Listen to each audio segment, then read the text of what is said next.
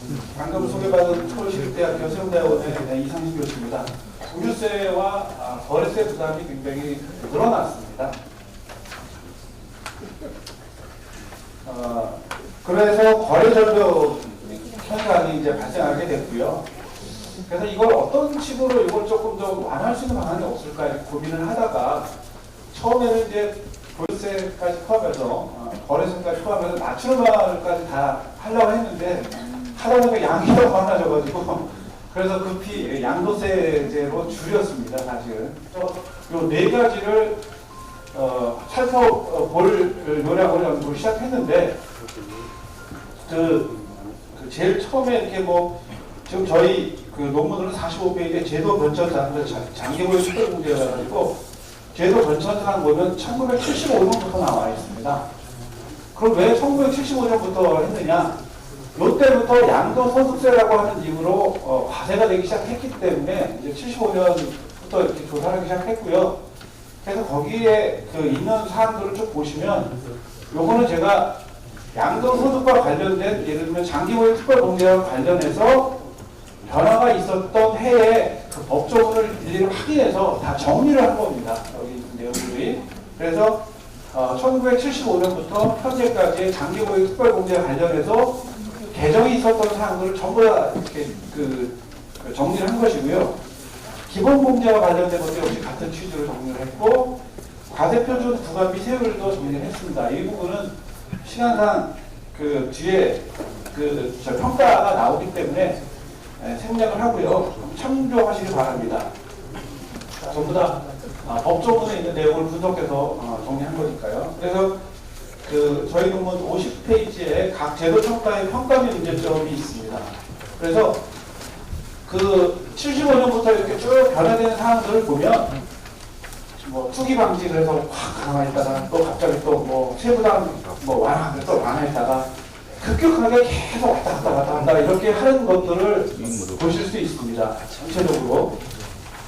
그래서 부동산 투기 방지는 부동산 정책이 하나로 양도소득세 운영해왔기 때문에 그 변동이 급격하게 일어났다는 것이 이제 평가의 첫 번째 내용입니다. 그래서 과세 구간, 소득세 과세 구간부터 제가 따진 이유는 처음에 소득세 과세 구간하고 양도소득세 과세 구간은 저는 별개였어요. 70원을 만들 때 별개였다가 이게 2008년, 그러니까 2009년 시행되는 소득세법에서 두 개가 일치되기 시작합니다. 그러니까 소득세율하고 양도소득세율이 2009년에 가서 이제 일치됐기 때문에 그 전에는 어떤 식으로 과세된지를 확인해 보기 위해서 비교를 했었습니다. 그래서 거기 50페이지에 평가비 문제점 부분을 보면 소득세 과세 구간의 경우 75년 16개, 78년 17개, 과세 구간 17개나 있었다는 얘기죠.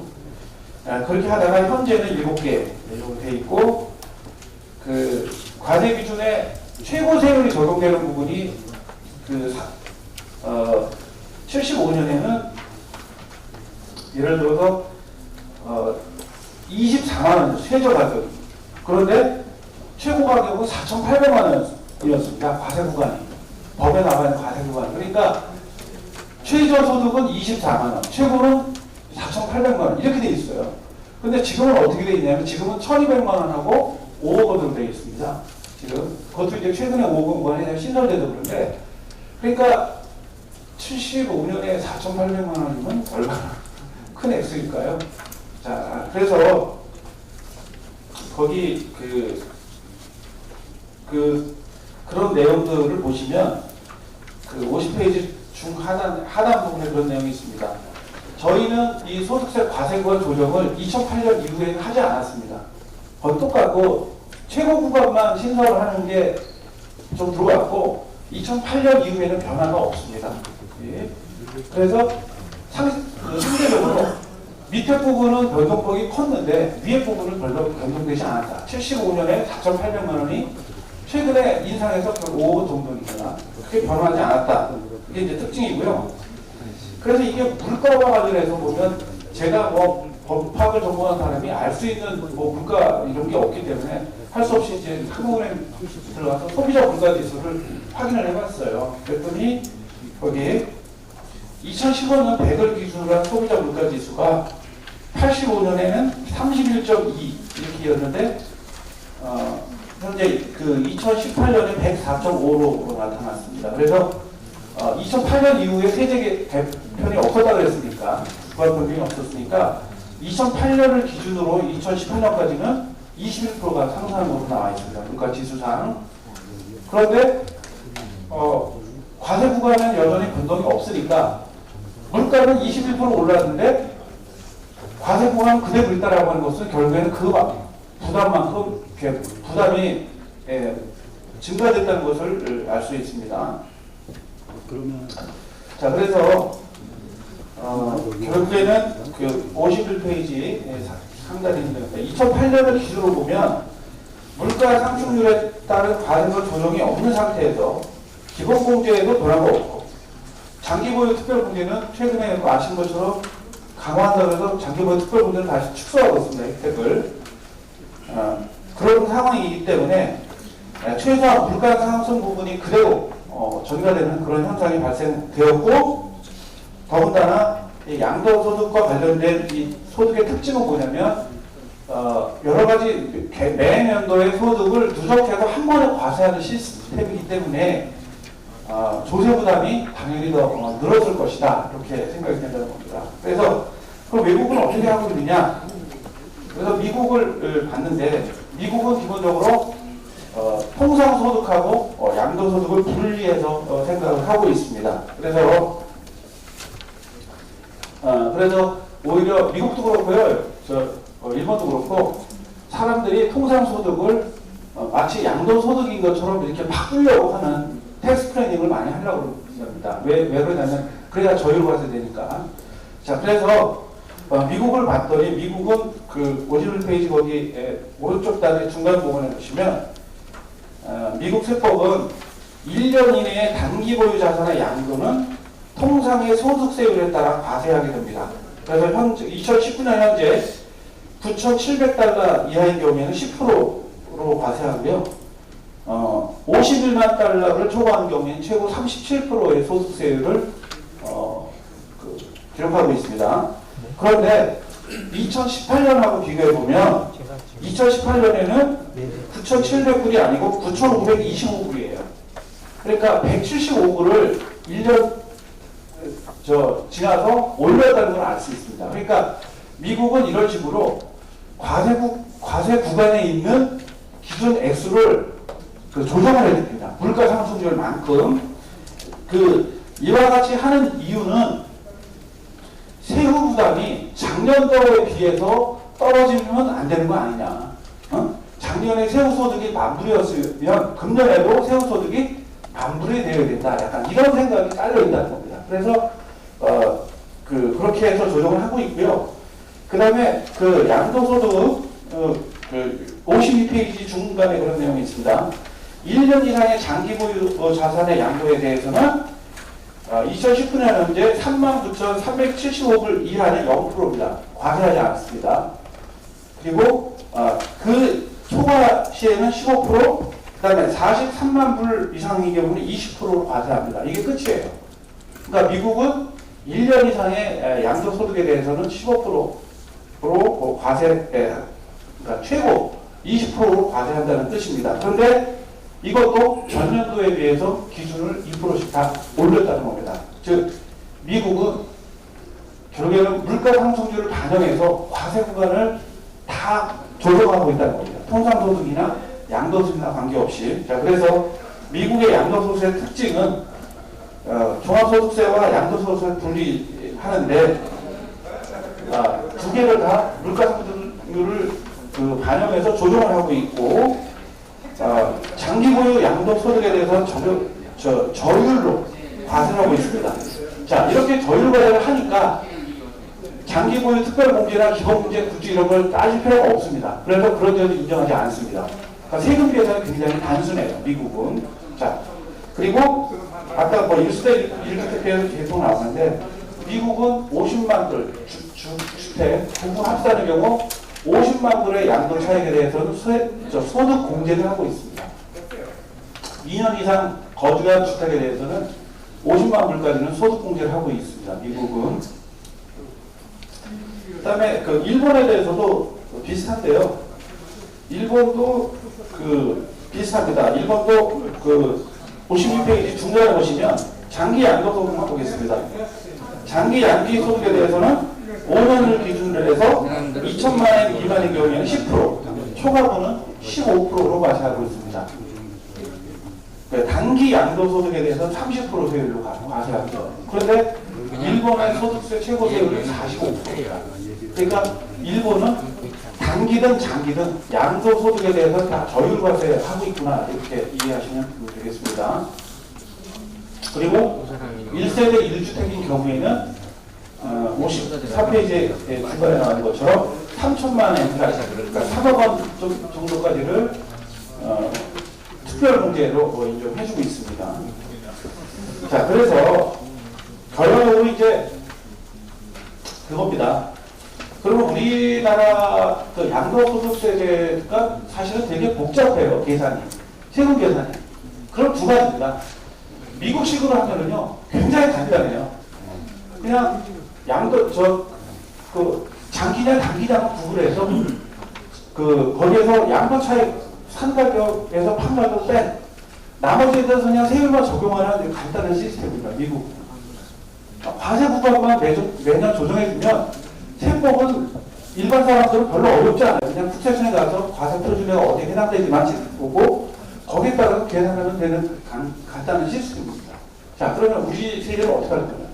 우리는 물가 반영이나 이런 것들이 전혀 돼 있지 않기 때문에 미국처럼 하면 장기보유 특별공제, 기본공제 이런 거 폐지를 해야 됩니다. 구직을 유지할 이유가 없어요. 그런데 현실적으로 그게 어렵다면 그러면 일본 정도 같이 이렇게 저율과세하고 이렇게 하는 좀 더 부담을 낮춰주는 방식으로 개편을 해야 됩니다. 그래서 양도세 개편 방향을 해서 네 가지를 거기다 결론을 내놨는데요. 물가에 관한 과세구간 설정, 이거는 미국처럼 하자는 얘기입니다. 근데 만약에 이게 안 되면 두 번째로 장기 양도 차익은 저율과세를 해야 된다는 겁니다. 좀 더 낮춰야 된다는 거죠. 소득세에 비해서 최소한 소득세율에 비해서도 더 낮게 과세를 해야 된다는 거고요. 이것도 어렵다면 장기보유 특별공제액을 물가액을 고려해서 공제액을 높이는 방향으로 가야 된다는 겁니다. 그런데 우리는 정반대로 가고 있습니다. 2008년 이후에 조정도 안 하고 오히려 강화하는 방향으로 나아있기 때문에 잘못됐다. 그런 얘기이고요. 그것도 어렵다. 그러면 하다 보니까 우리 저 기본공제 250만 원 있는데 본문의 내용 보시면 이 250만 원은 1996년에 250만 원이 인정된 겁니다. 벌써 20년이 지난 거예요. 그러면 90년에 그 당시에 소득세 기본 최저 공제액이 한 250만 원 정도 됩니다. 그럼 최소한 다른 거 다 떠나서 그 정도에 맞게 그 기준이 1,200만 원이요. 지금은 우리 최저 과세 기준액이 1,200만 원이니까 그럼 1,200만 원 정도까지는 인정해줘야 되는 거 아니냐라는 게 제 부분의 결론입니다. 그래서 현재 부동산과 관련된 이 세제를 보면 좀 답답해요. 왜 부동산 정책을 꼭 이렇게 조세를 통해서 해야 하는 거지? 이런 생각이 들고 너무 어려워요. 그리고 세법을 하는 사람으로서 너무 쫓아가기가 힘듭니다. 세법이. 그래서 어떻게 하면 이걸 좀 단순화할 수 있는 방안이 없을까라고 하는 차원에서 그 방법 중에 하나가 뭐냐면 미국이 택하고 있는 과세 구간을 조정해 주는 방법입니다. 이게 과세 구간을 조정하고 좀 저율과세를 하면 세법을 훨씬 단순화할 수 있다라고 하는 게 저의 부분의 결론입니다. 이것으로 발표 마치겠습니다. 감사합니다.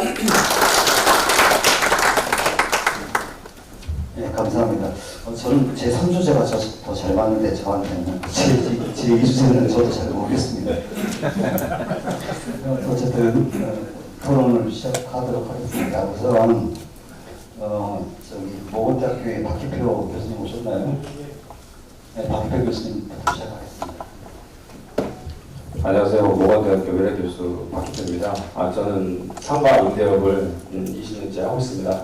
연장을 하고 있는데요. 지금 우리나라 아까 창신대학교 교수님, 정석철 교수님께서 지금 부동산 거래가 안 되는 게 문제다라고 하셨는데, 지금 우리 조속예상 이상의 지역에는 양도세 주거가 되고 있습니다.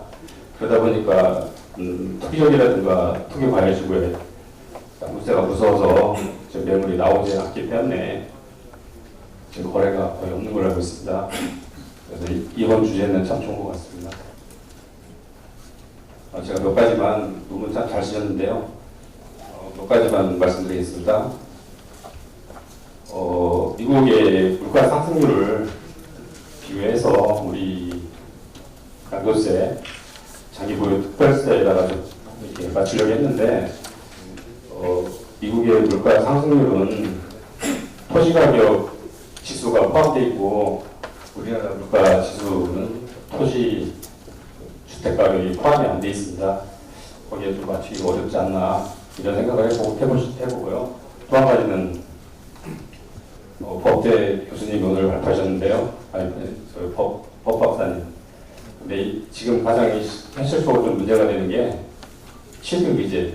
1985년 20년 넘게 법제화가 지금 멈춰 있는데 취득의제 아시죠? 그 부분을 한번 연구를 하시는 게 훨씬 더 실효성 있지 않나 생각했습니다. 예, 감사합니다. 예, 감사합니다. 그러면 국제사이버대학교의 박영도 교수님 오셨죠? 예, 말씀 듣겠습니다. 네, 반갑습니다. 박영덕입니다. 논문 쓰시느라고 먼저 고생하셨습니다. 먼저 약간 오타가 아닌가 생각이 드는데 50페이지에 오른쪽에 보면은 지금 50페이지 밑에 보면은 문재인 정부 들어와서 2018년 문재인 정부 들어와서 비율이 축소하거나 조정지역에서는 1주택이라도 장기보유 특별공제 안 한다고 되어 있는데 지금 현재 1주택은 되고 있는 걸로 알고 있고 아마 2020년부터 9억 초과인 경우는 2년 거주해야 장기보유 특별공제 인정하지 않는 걸로 알고 있는데 이거 한번 확인 부탁드리겠습니다. 그리고 52페이지에도 오타가 있는데 52페이지 위에서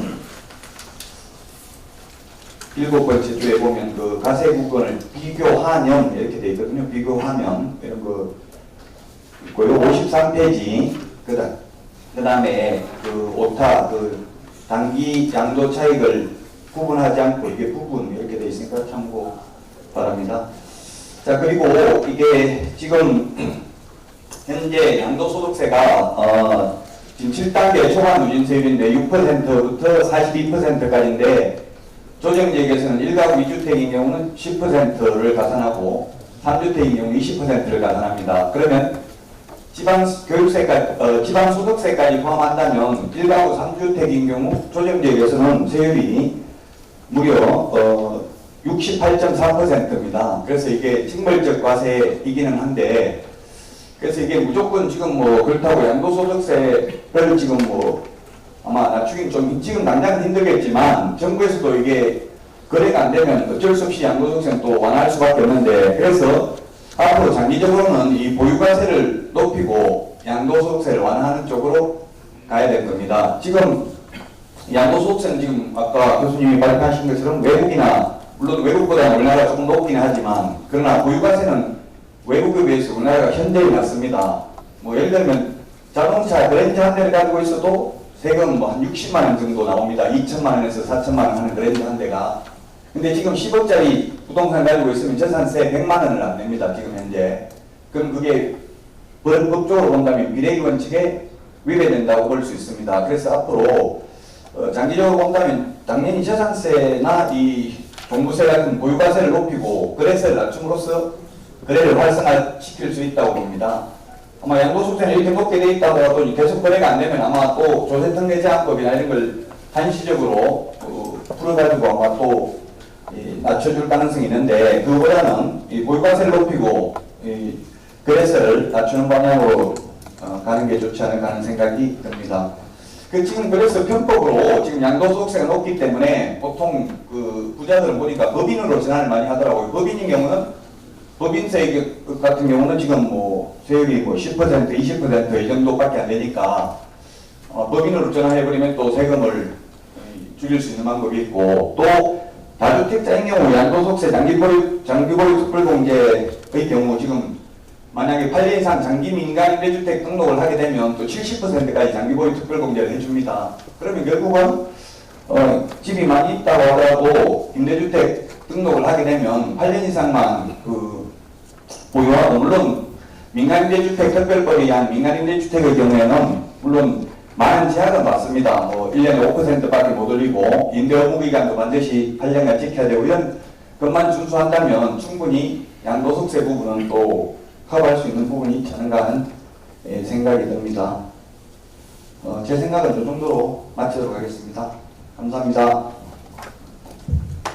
예, 감사합니다. 국제사이버대학교 권호근 교수님이 그렇죠? 아니요, 안녕하십니까. 예, 저는 뭐 사실 이쪽 세법에 대해서는 잘 모르는 사람인데 이제 토론을 하게 됐는데, 우리 박용도 교수님이 상당히 이쪽 분야에 탁월하신 것 같아가지고 아까 잘 이야기해 주신 것 같아요. 근데 저는 이제 뭐 학부 때부터 경제학을 좀 전공하다 보니까 이제 여러 가지 생각이 좀 들었어요. 그래서 이제 이 논문 제목 자체가 이제 그 양도소득세에 국한하다 보니까 이 부동산세 전반에 대해서는 이제 조금 이제 고민이 좀 부족한 것 같다, 이런 생각을 좀 많이 했습니다.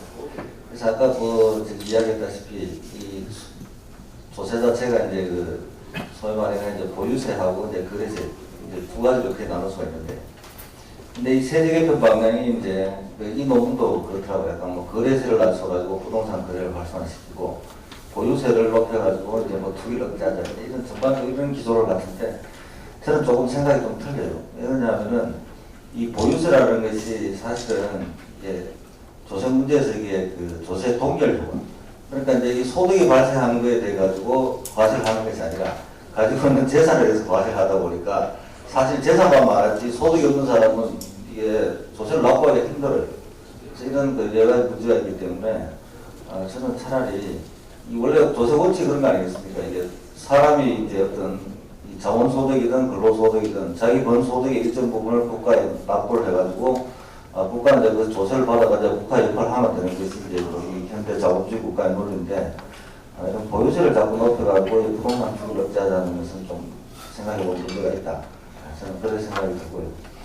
그리고 물론 이 논문을 이제 작성한 저자분이 이제 법학이다 보니까 그런 쪽은 접근하기가 좀 힘들 것 같은데, 혹시 이렇게 연합 연구를 하셔가지고 이 양도세제를 이제 부과되었을 때 그 조세 증가 문제가 발생해요. 보유세 같은 경우는 이제 조세 증가 문제가 발생하지 않는데, 거래세 같은 것이 조세 증가 문제가 발생해요.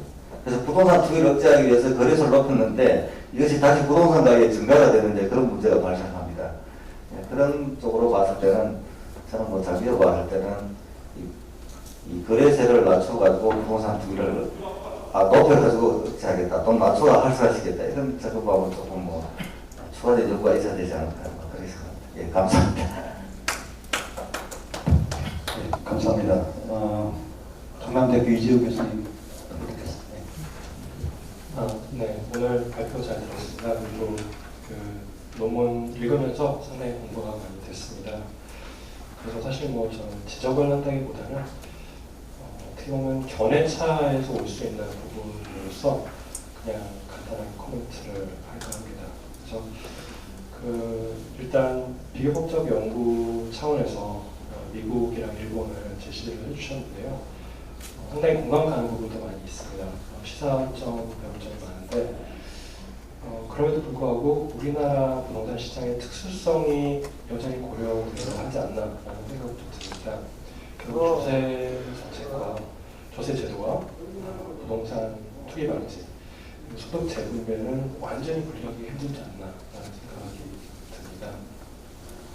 특히 이게 거래 활성화랑 투기를 항상 같이 따라다니기 때문에, 그러니까 거래 활성화를 하고 투기를 방지하는 거, 이걸 동시에 달성하는 건 참 쉽지 않은 것 같습니다.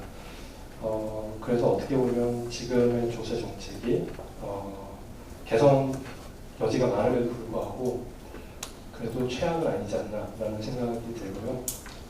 특히 이제 제가 미국 법적 정책 연구와 관련해서 말씀드리고 싶은 거는 미국이랑 일본, 우리나라와 좀 많이 다른 것 같습니다. 특히 일본 같은 경우는 부동산 시장 붕괴 이후에 이 세율 자체를 낮게 책정하더라도 크게 상관이 없는 상태가 아닌가라는 생각이 듭니다. 근데 우리나라 같은 경우는 만약에 저율로 간다, 그러면 바로 그게 투기로 이어질 가능성이 매우 높다는 생각이 듭니다. 그래서 저는 뭐 미국이나 일본 제도 잘 모르지만 그쪽에서는 혹시 투기를 방지하는 데 있어서 어떤 조치를 취하는지가 좀 궁금했었고요.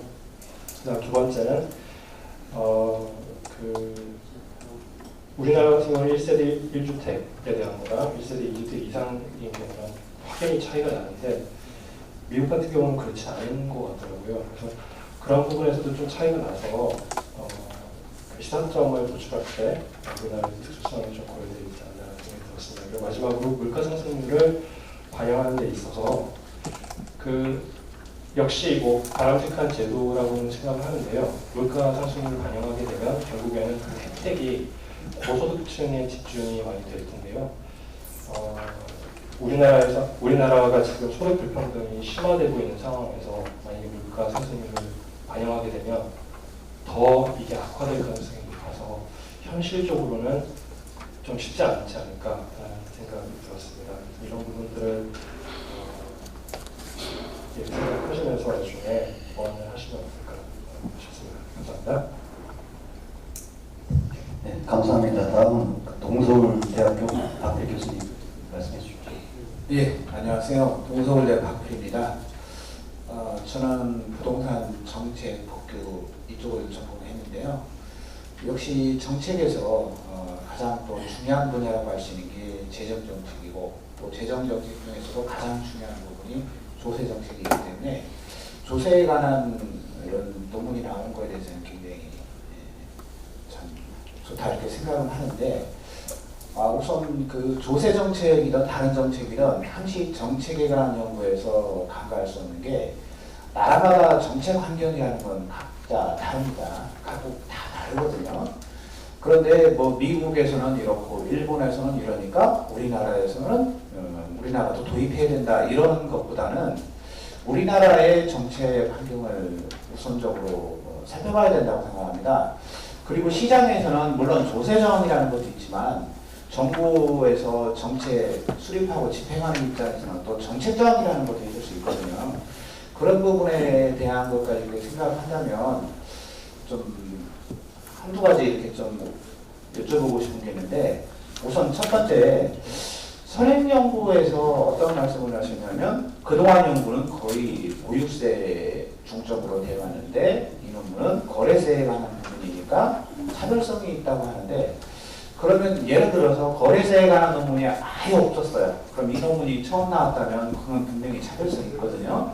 그럼 거래세에 관한 논문이 아예 없는 건 아닐 텐데 어떤 부분에서 차별성을 두고 있는지 거기에 대한 연구이 부족하고요. 그리고 주장한 걸 쭉 모아보니까 이렇게 되더라고요. 미국에 있어서의 물가를 반영한 과세 구간을 설정을 했는데 우리나라도 그렇게 해야 된다고 이렇게 말씀을 하셨고 그 다음에 일본처럼 장기 양도 차익에 대해서 저율과세해야 된다 이렇게 또 말씀을 하셨고 그리고 또 세 번째 장기 보유 특별 공제의 범위를 확대해야 된다 이런 말씀하셨고 마지막으로 기본 공제액을 연 250만 원에서 1200만 원으로 확대를 해야 된다고 이렇게 말씀을 하셨는데 왜 그렇게 확대해야 되는지에 대한 구체적인 그런 뭐 이유라고 할까요? 그 정책적인 그런 논점이 조금 부족하지 않나 그런 생각이 들어요. 그런데 이런 부분을 양도소득세를 고쳐야 된다고 이렇게 조목조목 지적하신 거에 대해서는 굉장히 좋다고 생각을 하는데 왜 그래야 되는지 그런 이유가 부족하고요.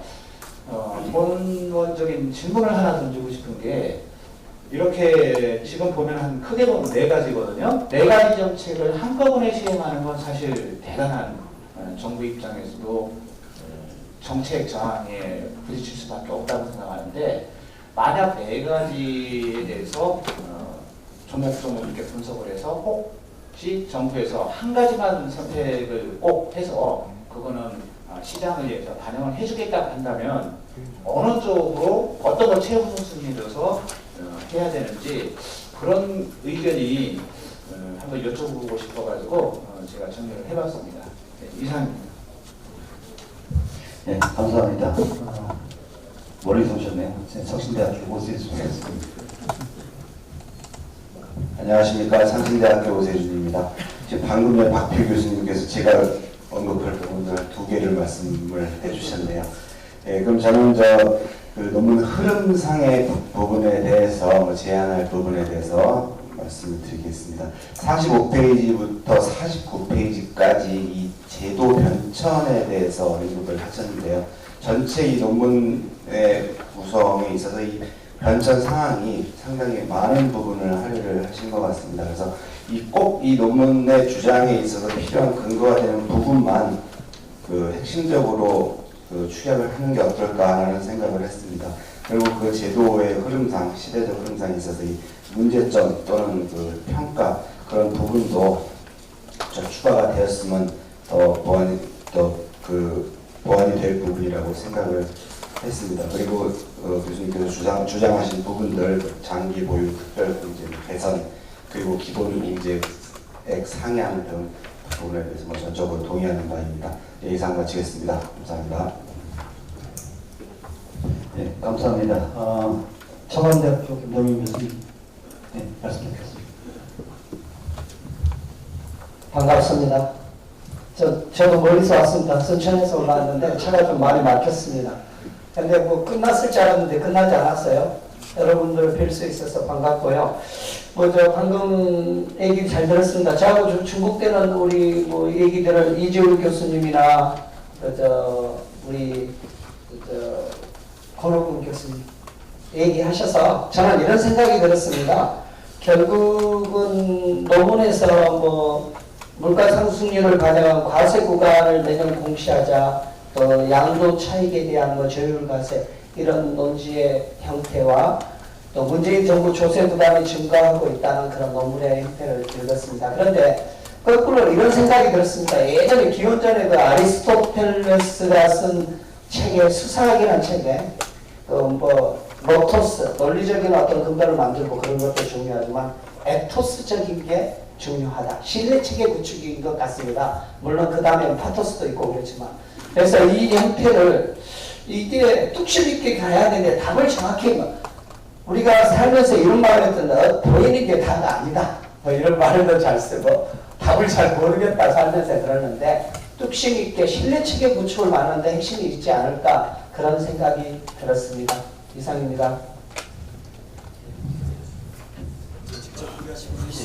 예, 강남대학교 부동산건설학부 윤준선입니다. 예, 저는 먼저 또 우리 학회 부회장님께서 이렇게 해마다 또 직접 논문을 또 작성하시고 발표해 주시고 그 열정에 존경한다는 말씀을 먼저 드리고 싶고요. 또 그 양도세 제도 변천 사항을 그냥 일일이 다 이제 조사하시고 또 미국, 일본의 또 사례도 정리하시고 하시느라고 이제 상당히 노고가 크셨다 이제 먼저 그렇게 생각을 합니다. 근데 이제 논문을 쭉 이렇게 읽으면서 한두 가지만 말씀드리면 이제 국문 초록부터 서론, 본론 결론에 이르기까지 이제 생각한다라는 표현이 이제 계속 반복적으로 나왔습니다. 그래서 이게 공식적으로 발표되는 이제 논문으로서 너무 이 주관적인 그런 생각이 아니실까. 근데 그 내용상으로는 저도 다 동의를 하는데 어떤 논리적인 문제에서 그냥 아무것도 모르는 독자들이 볼 때는 문제점으로 이제 지적할 수도 있다 이런 생각이 들었습니다. 그러면서 이제 양도세제를 쭉 정리하시고 각 제도 변경 이제 2장에서 각 제도 변경 평가 및 문제점에 대한 내용들, 또 3장에서 이제 미국하고 일본의 그 제도에 대해서 시사점을 정리하셨고, 거기서 4장에서 이제 양도세 개편 방안에서 4가지를 말씀하셨고, 이제 결론으로 이르렀는데, 그 부분에 대해서 아까도 말씀드렸지만 내용적으로는 동의를 하지만 이게 어떻게 나왔는지 뭐 어떤 상황에서 이게 또 맞는 건지 또 다른 상황도 있는 건지 그런 부분에 대해서 상당히 좀 의문점이 많이 갔습니다. 그러니까 이렇게 좀 부동산 전문가들이 보실 때는 당연히 아주 좋으신 말씀이다 이렇게 볼 수가 있는데 조금 아닌 분들이 볼 때는 이게 뭐 어떻게 나왔지 하는 그런 이제 의문이 가지 않을까 좀 그런 생각을 해봤고요. 그다음에 이제 우리는 이 부동산 값이 너무 이렇게 오르다 보니까 이제 경제 논리보다 정치 논리로서 자꾸 이 법을 가지고 정부에서는 이제 움직이고 있고 국민들은 또 이렇게 월급 모아가지고 뭐 살기 너무 힘드니까 부동산을 통해서 큰 돈을 한꺼번에 이제 모아야겠다는 또 우리 현실도 그래왔고 그러니까 약간 법의 테두리를 약간 벗어나면서 또 국민들은 이제 돈을 모으고자 하는 이런 욕구가 이제 우리나라의 현실인 것 같습니다. 그러면 이 현실에 원래 이제 연구 시작이 우리 지금 이제 거래 절벽 상태가 됐는데 또 어쩔 때는 너무 뜨거워서 문제고 어떨 때는 너무 차가워서 문제인데 이제 그 문제를 해결하시고자 이제 시작을 하신 것 같은데 이런 우리나라의 현실하고 어떤 그런 걸 해결하기에는 좀 우리 미약한 부분이 없지 않았나 뭐 그런 부분 좀 생각해봤습니다. 예, 이상입니다.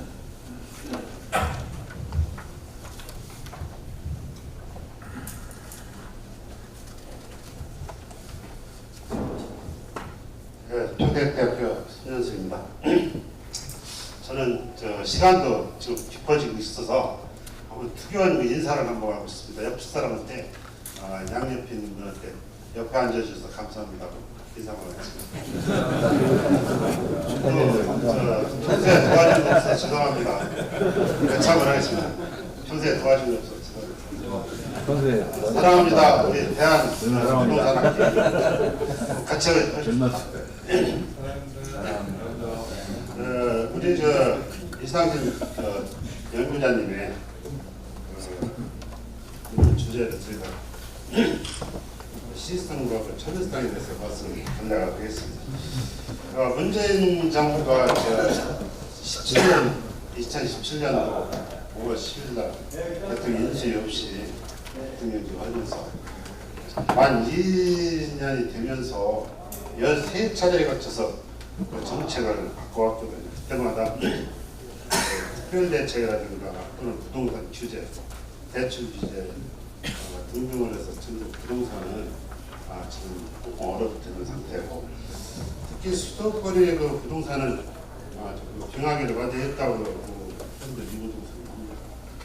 문재인 정부 출범 이후에 지금까지 부동산 정책을 바꿔보면서 그냥 양도세 세제를 정책들을 다시 한번 우리가 생각해 볼 수 있는 2010년에 대해서 부동산 세제 문제점과 방향을 김현근 교수님께서 시사성과 현실성, 시적절한 의미가 있습니다.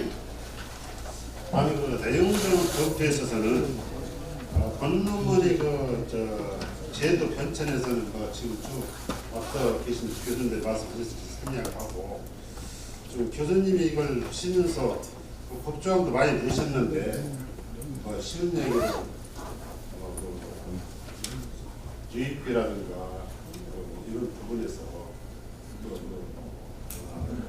정리하면서 또 법을 전공하시면서 민법 조문 같은 걸 넣지 않으면서 했다는 데 대해서 좀 문제가 있지 않느냐 이런 부분을 말씀드리고 싶고요. 또 물가 반영을 가지고 과세 구간을 말씀하셨는데 최소한도 구간에 대해서는 어떤 물가 품셈이라든가 어떤 전문가들의 의견을 좀 받아들여고 했으면은 교수님 더 좋은 바람직한 의문이 되지 않는가 하는 생각을 갖습니다. 또 제가 말씀드렸지만 미국하고 일본의 과세를 가지고 말씀하셨는데 이게 쟁점이 될 거라고 53쪽에서 말씀하시면서 본인의 의견에 대해서 제시를 안 했단 말입니다. 그 부분에 대해서 한번 검토 한번 해주셨으면 하는 생각을 가지고 있습니다. 마지막으로 원룸은 아까도 말씀드렸듯이 2017년 6월 19일 날 19일 6.19 대책이라고 소위 말하는 문재인 정부에서 주택시장 안정력 관리를 위한 대응 방향부터 작년 2018년 10월 10일 무주택 수요자 우선국 등을 위한 주택공급 제도 개선안 입법이거든요. 우리 13차례. 두 달에 한 번씩은 그 정책을 해왔단 말이에요. 그러니까 우리 부동산 시장은 지금 전혀 바퀴가 돌아가지 않는 정치 상태에 있다라고 해도 과언이 아닌데, 우리 또 부동산 전문을 하신 우리 교수님들이나 여기 오신 분들은 우리 교수님께서 세법이 그 과세 징벌적 차원에서 이건 부동산 투기를 억제하기 위해서 하는 정책이 아닌가 싶긴 한데, 그래서 국가나 정부에 우리가 강력한 요구를 해야 되지 않는가. 또 앞으로도 한 2년, 3년 나왔는데 이게 두 달에 한 번씩 이게 이런 식으로 정책 발표를 한다면 부동산은 사면되지 않냐 생각합니다. 그 선생님과 미흡한 부분에 대해서 교수님께서는 작품을 해주시고, 또 세무사나 회계사 전문가들의 의견 반영이 있었으면 하는 그런 의지를 제가 가지고 생각하겠습니다.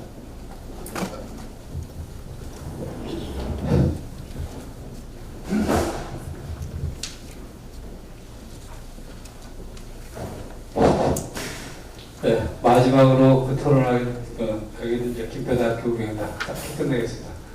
사실 뭐 저희가 이 분야에 대해서 뭐 깊은 지식이 있고 하는 것이 아니고 하기 때문에 또 앞에 그 토론하신 분 내용이 제가 생각했던 내용하고 다 겹치는 부분이 많기 때문에 간단히 한 2, 3분 좀 소요되지 않을까 싶은데요. 어쨌든 간에 그 조세의 원칙이라는 게 보면은 단순화하고 명료화해서 조세를 해야 된다 하는 그런 측면이라든가, 또 그 어떤 지금 부동산 학계에서도 계속 그 논란이 되어 와 있는 부분. 그래서 지금 거래세가 좀 과하다, 그리고 보유세가 좀 약하다, 이런 그 주장이 상당히 좀 있어 왔는데, 그게 이제 다른 나라에 비해서 그렇다는 그 발표들이 많이 있어요. 그래서 이제 그런 부분에서 본다고 하면은 사실 그 발제자께서 하신 우리가 이 양도 거래세를 줄이고 하는 부분에 대해서 좀 찬성합니다. 다만 지금 수도권에서 서울에서는 강남 3구하고 기타 지역, 또 서울하고 서울과 수도권, 비서울 수도권 지역, 또 수도권과 비지역에서 보면 그 양도소득세를 이렇게 물가 수준을 한다든가 과세 구간 조정을 해서 줄이게 되면 이 부분에 대해서 혜택을 보는 사람들이 아마 강남 또는 서울 이런 부분에 대한 그 혜택이 가지 않나 하는 그런 논리가 당장 나올 것 같은데, 이것도 좀 앞에 발표하신 분, 토론하신 분은 그 부분이 잠깐 나왔는데, 그래서 그런 부분을 어떤 보유세를 가지고 우리가 계속 그 얘기하는 그런 부분에서 커버를 해야 되지 않나. 사실은 보유세는 재산세지 않습니까? 그 재산세인데 사실 그 대부분의 그 재산세가 이 부동산에서 나오는, 즉 지방세가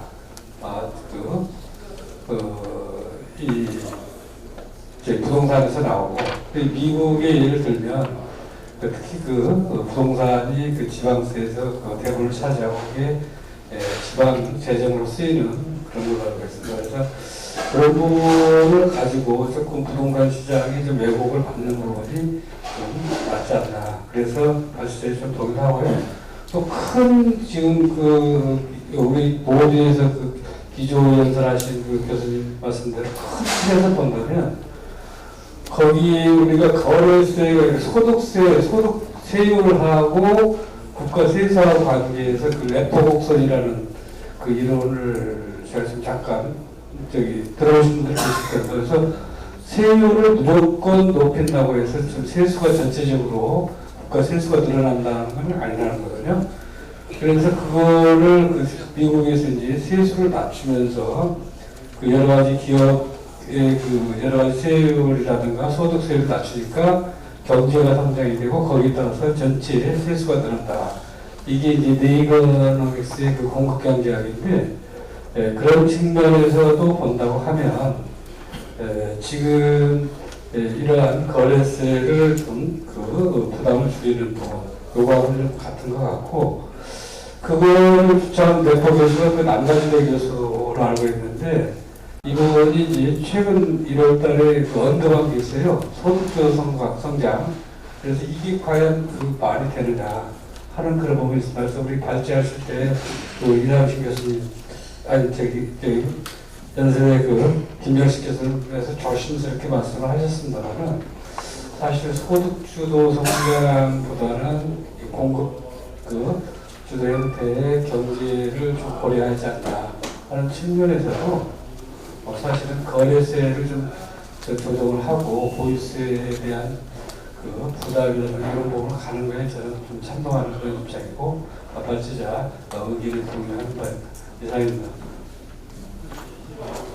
네, 감사합니다. 여러 가지 토론을 있었지만 많은 분들이 거래는 활성화하고 그 대신에 보유세를 강화하자는 의견이 좀 많은 것 같습니다. 전체적인 내용을 들어보면 크게 세 가지 정도의 토론거리가 있는 것 같습니다. 첫째는 지금 논문이 우리나라 체제를 바꾸는데 일본과 미국의 사례를 모델로 삼았는데 그럴 수가 있는 건 우리나라의 특수성인 것, 각 나라의 특수성인 건데 바로 그렇게 다른 나라의 체제를 도입할 수 있는 건가 하는 의문이 여러분께서 제기하셨고요. 그 다음에 이 논문이 차별성이 굉장히 간단하게 되어 있고 저도 그 부분을 잘 이해를 못하겠는데 어떤 차별성이 있는 건지 하는 것 얘기해 주시면 좋겠고 그 다음에 여기 논문에 한 3분의 1 정도가 변천사에 관한 건데 우리나라 세법 변천사가 이 부분에서 어떤 기여를 하고 있지? 왜냐하면 결국은 현행 제도를 비교한 거거든요. 현행 제도를 비교할 때 왜 변천사를 3분의 1을 하려 했는지 저도 그 부분이 이해가 안 갑니다. 그래서 제 생각에는 그러면 각각 다 변천사를 가지고 그 정치 기조가 어떤 건가를 비교하든가 안 그러면은 차라리 현행 제도로 좀 더 충실하게 비교하든가 하는 것이 어땠나 하는 의견이 있었던 것 같아요. 거기서 간단하게 답변해 주시기 바랍니다. 아까 일가구 일주택의 양도소득세 문제도 있었고 예, 뭐 여러 가지 말씀들 들었고요. 다음 논문할 때 일단 반영하도록 하겠습니다. 기본적으로 그 세제는 정책과 중립적이라고 하는 게 그 세법의 기본적인 원칙입니다. 그래서 부동산 정책은 뭐 공급을 늘리든지 수요를 늘리든지 그쪽 정책으로 해야지 세제가 할 수 있는 건 아니라는 게 제 개인적인 생각이고요. 그러다 보니까 이게 조세로서 지금 뭐 거래세를 뭐 완화해서 거래를 늘린다 이게 한계가 있다는 건 저도 압니다. 그런데 제가 뭐 여기에서 정책 부동산 공급을 늘려야 된다고 하면 그 전공에 안 맞는 얘기잖아요. 그러니까 제가 할 수 있는 거는 세법과 관련된 내용이기 때문에 그렇게 해서 할 수 있는데 해보자 이제 하는 취지에서 한 것이고 이제 그 논문의 특성과 관련해서는 기본적으로 대부분 뭐 아시다시피 실증 분석 논문뿐이지 저처럼 이렇게 실제로 법조문을 들어가서 분석한 논문이 없다 그런 취지입니다. 저희 학부에는 그런 논문이 없어요. 그래서 그런 취지로서 한 거니까 그렇게 이해하시면 좋겠고 그 다음에 이제 그 변천사는요 이걸 뭐 줄까 말까 하다가 해놓은 게 아까워서 사실 그냥 쓴 겁니다. 왜냐면 그 제도에 대해서 세법이 어떻게 변해왔는지 정리해놓은 건 없어요. 우리나라 논문에. 근데 제가 이제 어떻게 하다 보니 처음에 이렇게 많은지 모르고 했는데 하나가 너무 많은 거예요. 나중에 줄이려니까 또 해놓은 게 아까워서 그냥 놔둔 겁니다. 그러니까 그렇게 이해해 주시면 되겠고 그 다음에 이제 그 전체적으로요. 세법은 좀 단순하는 게 좋겠다. 그러면 단순화하는 방법이 미국식으로 하면 굉장히 단순화됩니다. 양도소득세뿐만 아니고. 근데 사실은 과세 구간의 문제는 소득세만의 문제 아니고 상속세 이런 거 마찬가지예요. 그러니까 이 논문을 쓰게 된 계기는 이거예요. 공시지가 이번에 대폭 올렸잖아요. 그러면 소득세뿐만 아니라 상속세도 부담이 엄청 올라가게 됩니다. 나중에 평가 때. 야, 그러면 이거 상속세 이거 이 구간이나 이런 거 조정해서 세금 부담을 좀 줄여줘야 되는데, 그러니까 상속세율을 안 낮추더라도 구간을 조정해주면 전체적으로 그래 내려가거든요. 그러니까 이제 그런 차원에서 원래는 뭐 처음에는 보유세, 뭐 양도세, 상속세까지 포함해서 하려고 했는데 하다 보니까 이게 너무 많은 거예요. 그래서 중간에 스톱까지 양도세만 하게 된 겁니다, 사실은. 그래서 그런 취지를 이해하시면 좋겠고, 그 다음에 그 미국식 이게 그 제가 미국하고 일본의 1세대 1주택을 설명드렸는데 거의 소득공제라고 설명을 드렸어요. 그게 무슨 얘기냐면 미국이나 일본은 1세대 1주택도 과세를 한다는 거예요. 양도 차익에 대해서. 그러니까 우리나라도 아까 그 교수님이 말씀하셨지만 20억 양도 차익이면 5억까지는 비과세를 하고 나머지 15억분을 당연히 과세해야 된다는 겁니다. 그러니까 우리는 어떻게 보면 그 1세대 1주택에 어떻게 보면 지나친 그 혜택을 주고 있고 그러다 보니까 이제 지방하고 서울하고 차이가 있는데 예를 들어서 우리도 미국처럼 1세대 1주택에 대해서 소득공제하는 방식으로 바꾸면 예를 들면 뭐 3억 이 정도까지 비과된다 그러면 지방에서 살고 있는 분은 아무리 집을 팔아도 양도세 안 나와요. 거래 활성화 됩니다. 제가 볼 때 그래요. 서울에 지금 제가 지금 김포에 넓이형소에 살고 있어요. 아까 말씀하신 그 신도시에. 저도 교수라서 다행히 뭐 시간은 좀 편한 시간 다녀서 다니긴 한데 신도시 교통 정말 개선해야 됩니다. 이거는 저도 공감하는데 그런데 저도 종부세를 냅니다. 그냥 빚이 다 대출로 산 집이에요. 서울에 들어올 돈이 없어서 그냥 대출로 김포에 집을 샀는데 서울에 집은 안 팔리고 어떻게 하다 보니 그냥 저도 종부세를 내고 있어요. 왜냐면 종부세는 그 부채를 공제하지 않는 거 아시죠? 공제를 안 하니까 저도 계속 종부세를 내요. 사실 순자산은 없는데 지금 그런 상황이거든요. 그래서 이게 우리 나라 1세대 1주택 이거 할 때 문제가 뭐냐면 팔고 싶어도 양도세가 예를 들면 한 2천만 원 나와요. 몇 천만 원 어떻게 올랐어요 몇 천 동안. 그래서 팔려면 양도세가 1,000만 원 내고 나면 갈 데가 없는 거예요. 다 아시잖아요. 그러니까 미국처럼 하면 양도 차이가 어느 정도까지 다 비과세하는 걸로 하면 이렇게 옮겨 다닐 수 있거든요. 자기가 집을 늘려서 얼마든지 옮겨다니기 가능합니다. 사실은 그런 취지에서 설명한 건데 그 설명을 안 한 거는 이런 취지의 그 논문을 2017년에 이미 저희 학부에 이미 실었어요. 제가 부동산 양도소 관련된 기본문제 관련된 여기 2년 된 논문에 그런 취지의 내용이 이미 실려 있습니다. 그러니까 또 여기다 쓸 수 없기 때문에 그렇게 한 겁니다. 이 정도로 답변하겠습니다. 감사합니다. 아주 성실하게 답변해 주셨습니다. 감사드립니다. 마치겠습니다.